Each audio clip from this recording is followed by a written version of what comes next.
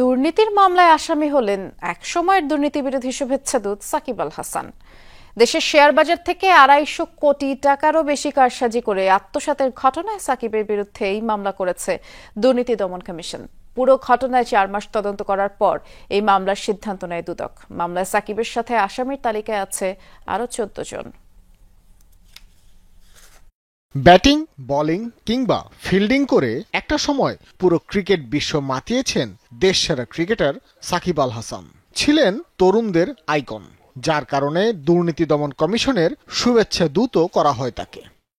রাজনৈতিক পট পরিবর্তনের পর এবার দুদকেরই এক সময়ের শুভেচ্ছা দূতের বিরুদ্ধে মামলা করল দুর্নীতি দমন কমিশন। মাগুরা ১ আসনের আওয়ামী লীগ দলীয় সংসদ সদস্য ছিলেন সাকিব আল হাসান। তিনি ও তার সহযোগীদের বিরুদ্ধে শেয়ার বাজার থেকে কয়েকশো কোটি টাকার আত্মসাতের অভিযোগ ওঠে। প্রায় ৪ মাসের অনুসন্ধান শেষে উঠে আসে বিনিয়োগকারীদের প্রলুব্ধ করে সাকিব আল হাসান ও তার সহযোগীরা হাতিয়ে নিয়েছেন ২৫৬ কোটি টাকা। এর মাঝে সাকিবের বিরুদ্ধে সরাসরি ২,৯৫,০০,০০০ টাকা আত্মসাতের অভিযোগ আনা হয়েছে। মূল অভিযোগ হয়েছে মূলত শেয়ার মার্কেটে কারসাজির মাধ্যমে সাধারণ বিনিয়োগকারীদেরকে প্রলুব্ধ করে ক্যাপিটাল গেইনের মাধ্যমে অর্থ আত্মসাৎপূর্বক এখানে অর্থের উৎস গোপন করা হয়েছে এবং এইটা মানি লন্ডারিং সংক্রান্ত অপরাধ।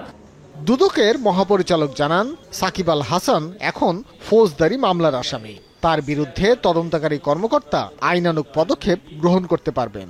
আসামি মোহাম্মদ আবুল খায়ের হিরু কর্তৃক শেয়ার বাজারে যে কারসাজিকৃত Paramount Insurance Limited, Crystal Insurance Limited এবং সোনালী পেপারস লিমিটেডে শেয়ারে জনাব সাকিব আল হাসান বিনিয়োগ করে মার্কেট ম্যানিপুলেশনে যোগসাজশ করত সরাসরি সহায়তাপূর্বক সাধারণ বিনিয়োগকারীদেরকে শেয়ারে বিনিয়োগে প্রলুব্ধ করার অপরাধ অনুসন্ধানকালে প্রমাণিত হয়েছে।